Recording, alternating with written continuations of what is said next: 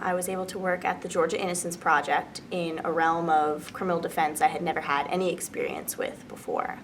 And having had visited my client in prison and having my first real client interaction, I was really able to learn how to speak with a client and communicate to get the answers I needed about his case, while showing compassion to someone who is still a human being, who's had 26 years in prison for a crime that he did not commit. And I really enjoyed speaking with him one-on-one, even in this stark setting of being in prison. And it really opened my eyes to this problem of wrongful conviction in our country. And I felt special for being a part of that movement and making a contribution to this movement to show other people and be a part of that wrongful conviction is real. It's a real problem. And I feel very fortunate that I had an opportunity to be a part of that movement, at least for the summer at Cook County Public Defender's Office in Chicago, Illinois, and I was working in their Homicide Task Force unit, which we represented individuals charged with murder. And as a law clerk during the summer, I did, of course, the research and the writing aspect, but I think the things that I loved the most was the hands-on experience that I got. I would work with clients on a regular basis, either when seeing them in the courtroom or going to the prisons and jails to talk to them. I talked to them on the phone. I helped in investigations, going out in the field, taking pictures. I listened to jail calls, video surveillance. I looked at morgue photos. I participated in 2 jury trials, which was really impressive, just to see that whole process from jury selection to the jury verdict and being behind the scenes. That was really eye-opening. I got to cross-examine an expert witness, my little claim to fame that summer, and helped perform during a murder trial. It was just great experience. This summer I worked at the ACLU Women's Rights Project at the national office in New York. It was absolutely amazing to work with so many high-profile attorneys who dedicated their lives to working for civil rights, and actually really seeing how litigation and policy work can have such a large impact on the rights of so many. Specifically with the Women's Rights Project, I worked a lot dealing on issues of discrimination against breastfeeding women. One of the big projects that we worked on this summer was a 50 states advocacy campaign for breastfeeding accommodations for women during the bar exam. And this basically started with one woman's story who tried to take the bar exam and was unable to because they denied her accommodations. They didn't give her reasonable break time or a place to store her supplies. And we actually took that story and used it as a blog post, and from that we developed a campaign where we essentially sent letters to the bar examiners in all 50 states asking them to provide these accommodations and to make information available so women knew how to access these accommodations. And we got such an immediate response. So many bar exams actually changed their policies or were willing to work with us to provide more information. And it was really impactful for me to see such immediate results on such a large scale, just one act that helped so many women.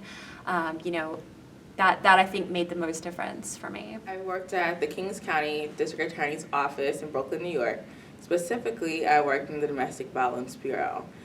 So while working at the Brooklyn DA's office, I specifically served the community of Brooklyn.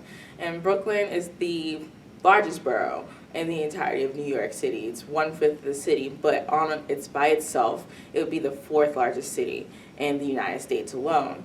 So working there was very interesting. It basically had the most domestic violence cases, and the Domestic Violence Bureau was the biggest bureau in the office. So we had a ton of domestic violence cases, and all of the ADAs that were there were really passionate about what they were doing and really passionate about domestic violence. And so while I was working there, I got to have the opportunity to have my own caseload. I had to interview officers, interview victims, prep cases for trial.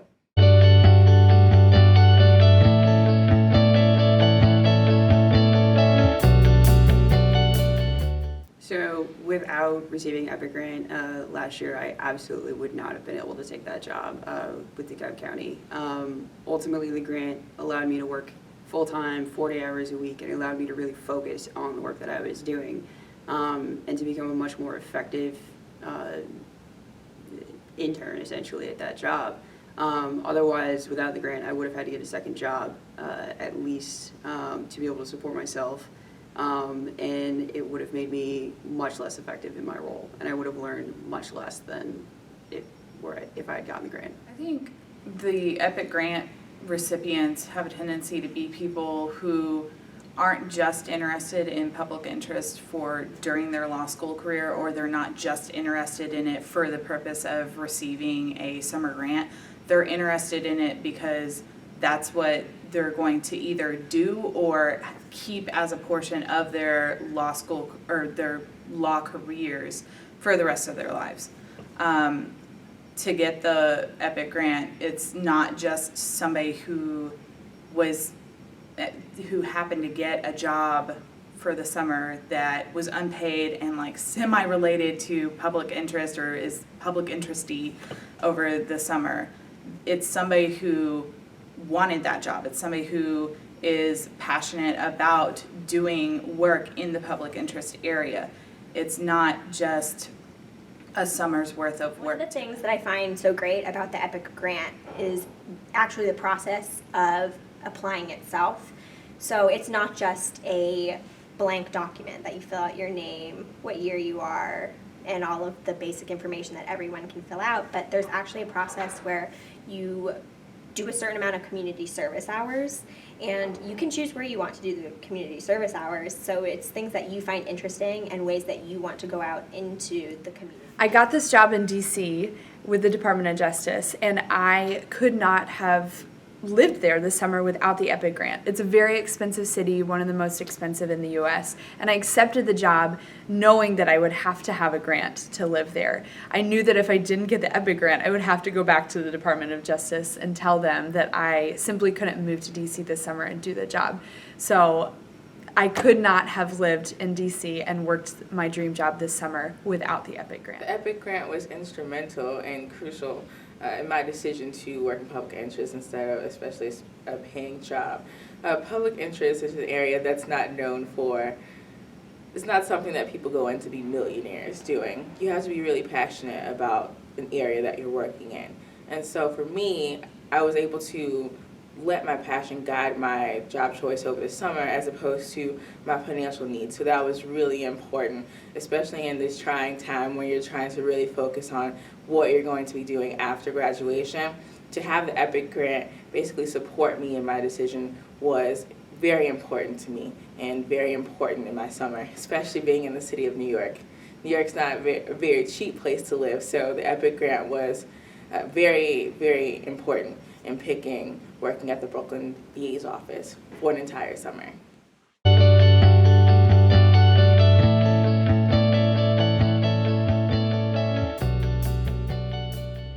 It was also great because I was able to just be exposed to all the opportunities that are available for a law student interested in public interest and what that means to be a public interest attorney.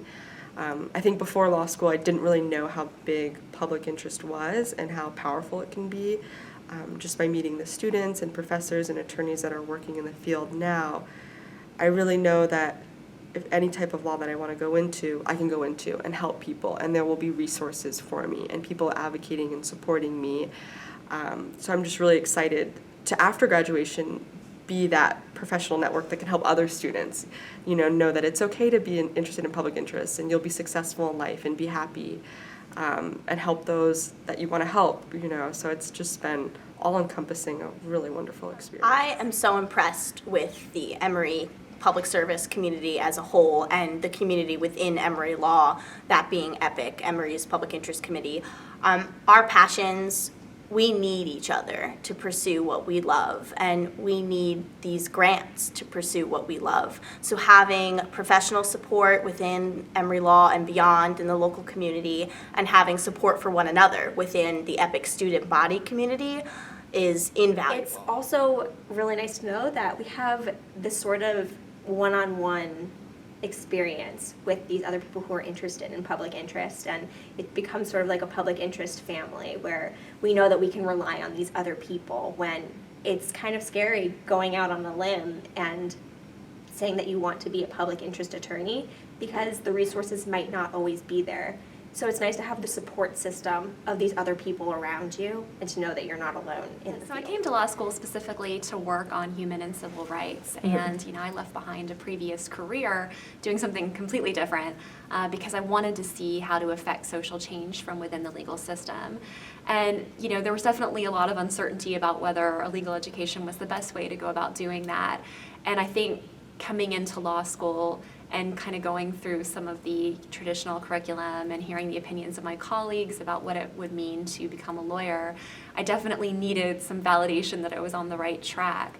And I think the community has been invaluable for that, just being able to interact with other students and professors and legal professionals who really have used the law to affect social change and to make a difference in the lives of others and to fight for people's rights has really, really helped me in feeling like I've done the right thing by coming to law school and that this is the avenue that I need to continue to explore. I think at Emory, there's perhaps a reputation that the public interest community isn't that strong, or that it's hidden a little bit. But I've actually had a completely opposite experience to that, in that I came to law school specifically to do public interest work, and I haven't had to really stretch to find any kind of resource and wanting to kind of further that career.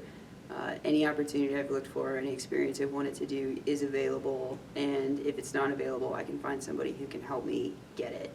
And on the same note, any specific interest or whatnot, I've been able to find somebody at school who shares that specific interest, no matter how kind of random it might be. So the public interest community at Emory is actually quite strong, and I'm excited to see where it's gonna go.